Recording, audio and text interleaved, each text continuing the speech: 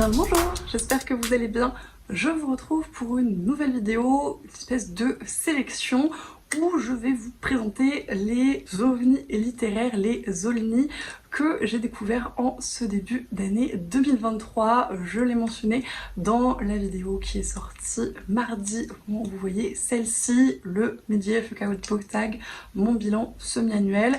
2023 a pour l'instant été une année assez particulière en matière de lecture, à plus d'un titre, parce que d'une part j'ai énormément lu et d'autre part j'ai découvert des choses qui sortaient un petit peu des sentiers battus, de ma zone de confort, qui étaient assez étranges globalement, et je me suis dit que ça pourrait être pas mal d'en faire une vidéo dédiée, de vous en parler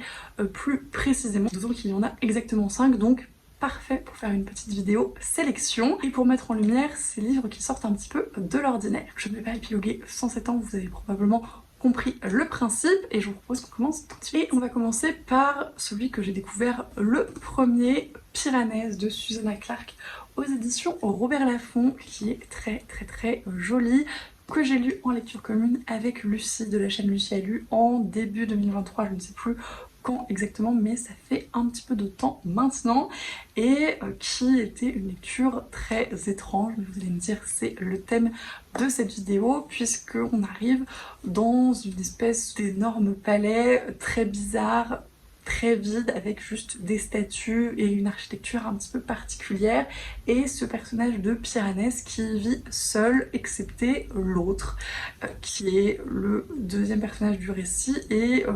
qui est assez lointain finalement et qu'on croise assez peu, et on va suivre du coup Piranèse dans ses aventures, dans son monologue intérieur, puisqu'on le suit à travers ses carnets de bord, dans ses explorations de ce palais, dans sa compréhension de ce monde et de ses limites et de ses règles et de ses implications. C'était une aventure très étrange, très onirique, très particulière encore une fois, dans une ambiance un petit peu brumeuse, un petit peu mystérieuse, mais qui fonctionne très bien et qui reste en tête. Je pense que c'est vraiment l'impression qu'il me reste à la fin de cette lecture. Ce palais très bizarre, ce personnage qui est d'une bienveillance, d'une douceur, d'une naïveté, pas dans le sens négatif, mais vraiment dans le sens de l'ouverture au monde, d'un côté positif de la chose, que j'ai vraiment adoré suivre et qui encore une fois me reste en tête des mois après avoir refermé ce récit. J'ai un tout petit peu regretté que la fin soit assez rapide par rapport à toute la mise en place du récit, qui prend vraiment son temps pour bien développer le contexte, pour bien développer l'ambiance, mais globalement ça a été une excellente lecture, très particulière encore une fois. Mais si vous aimez plonger dans un récit sans trop en savoir et découvrir vraiment progressivement des choses et suivre un personnage qui parfois en sait un petit peu moins que vous et que vous voyez naviguer dans des eaux plus ou moins troubles, je vous le recommande très chaudement. Ensuite, le reste des lectures sont beaucoup plus récentes et j'ai reçu le second livre que je vais vous présenter en service presse. C'est Faune de Christiane Vadnet aux éditions La Talente, qui ont été assez gentils pour bien vouloir me le faire parvenir gratuitement. C'est un livre qui est assez difficile à résumer, assez difficile à expliquer. C'est une toute petite novella qui fait globalement une centaine de pages, où on va suivre par épisode une galerie de personnages assez différentes dans une ambiance très poisseuse, très brumeuse, très pesante, un peu anxiogène, un peu particulière. Encore une fois, vraiment, je vais vous sortir tous les synonymes d'étrange et bizarre dans cette vidéo, préparez-vous, mais on a vraiment ce côté très pesant, très aqueux, très moite, qui plane avec cette espèce de marais un peu malsain et les choses étranges qui s'y passent, et on va flirter avec le fantastique, avec l'horreur, avec la SF parfois, avec des créatures plus ou moins sympathiques et mystérieuses, et c'est très étrange comme narration, c'est très étrange comme ton, c'est très étrange comme cheminement et comme récit globalement, mais ça fonctionne très bien, l'ambiance est extrêmement bien réussie, extrêmement bien rendue, la plume est très agréable à lire, et encore une fois, je trouve qu'elle rend tout ce côté moite, poisseux, formidablement bien. Et à la fin, même si tous les tenants et les aboutissants sont parfois un petit peu flous, un petit peu brumeux, on comprend ces notions d'animalité, ces notions d'évolution, de symbiose, d'apocalypse, de relation entre l'homme et la nature, et c'est vraiment une grosse réussite. C'est un récit que j'ai beaucoup apprécié, qui encore une fois me reste en tête dans son atmosphère et dans les thèmes qu'il aborde, et je me pencherai avec grand plaisir sur les autres récits de l'autrice. Autre narration très particulière que j'avais découvert pour un défi lecture, Malou d'Ivray de Gwen Guilin aux éditions du Penseur, qui est encore une fois très particulier, très étrange, très bizarre. Rajoutez le synonyme que vous voulez. On va suivre le personnage d'Ivray qui est la servante de Malou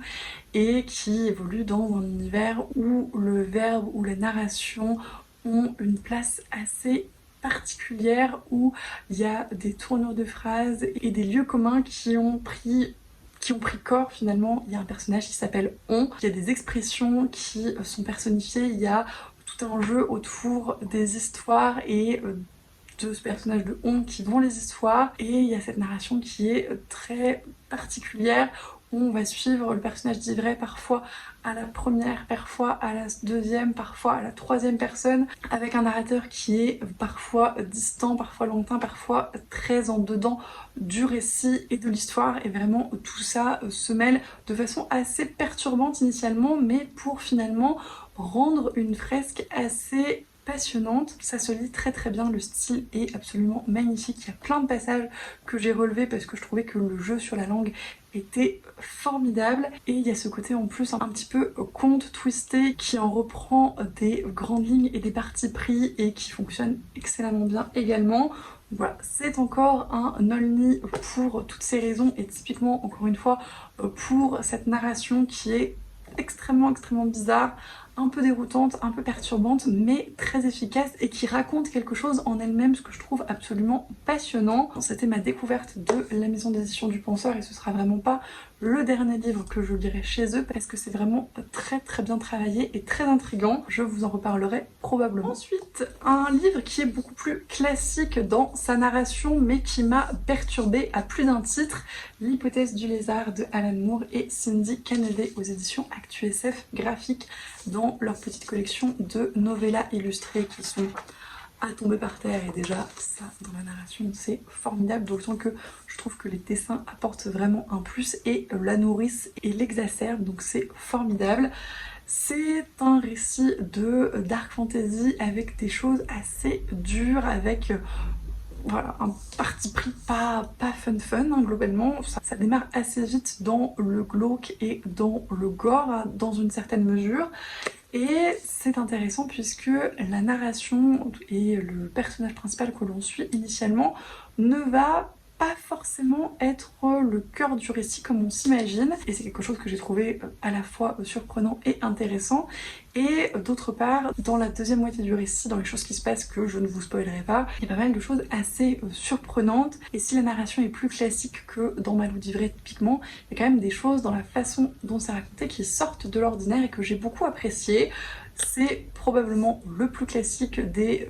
ovnis littéraires que je vous présente aujourd'hui, mais je trouve qu'il a tout de même sa place dans cette sélection parce que c'était une lecture très perturbante à plusieurs niveaux, que ce soit dans les thématiques abordées, dans la façon dont elles le sont, dans les points de départ et les retournements de situation. C'est un livre qui ne laisse vraiment pas indifférent et qu'encore une fois, je vous recommande chaudement. Ma dernière lecture, la plus récente, n'est autre qu'ici et seulement ici, de Christelle Dabos, la toute nouvelle parution de l'autrice de La Passe Miroir, qui est un livre sur lequel j'ai du mal à mettre un genre. Je pense qu'on est entre le contemporain et le fantastique à certains niveaux, même si c'est difficile de savoir ce qu'il en est. Encore une fois,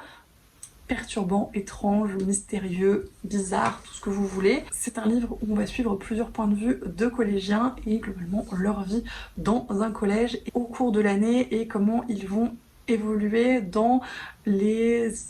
règles de cette société miniature qu'est l'établissement scolaire. On comprend rapidement dans la façon dont c'est traité que c'est pas un collège lambda, c'est pas des règles classiques, et il y a plein de choses très étranges, très bizarres, très mystérieuses qui se passent et qui sont acceptées sans questionnement par plein de gens. Et c'était encore une fois une narration très particulière. La plume de l'autrice est bien évidemment, comme d'habitude, absolument formidable. J'ai adoré la retrouver dans ce côté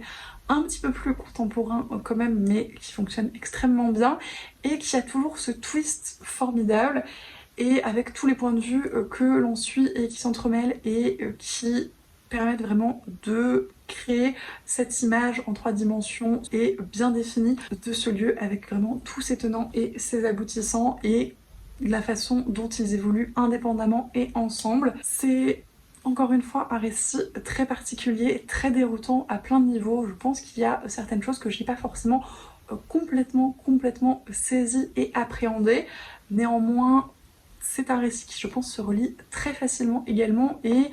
que je laisse un petit peu reposer, mais que je relirai probablement ultérieurement pour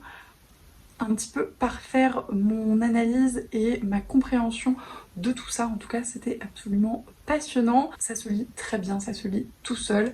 et j'ai beaucoup apprécié l'expérience. Et voilà, c'en est tout pour cette petite sélection d'ovnis littéraires, d'olni, je ne sais pas encore comment je vais appeler ça. J'ai vraiment beaucoup apprécié faire ces lectures, découvrir ces titres un petit peu étranges qui sortent de l'ordinaire. N'hésitez pas, comme d'habitude, à me dire si vous en avez lu certains, s'il y en a quelques-uns qui vous tentent, si vous avez fait des découvertes un petit peu étranges dans ce genre-là de livres que vous n'avez pas trop,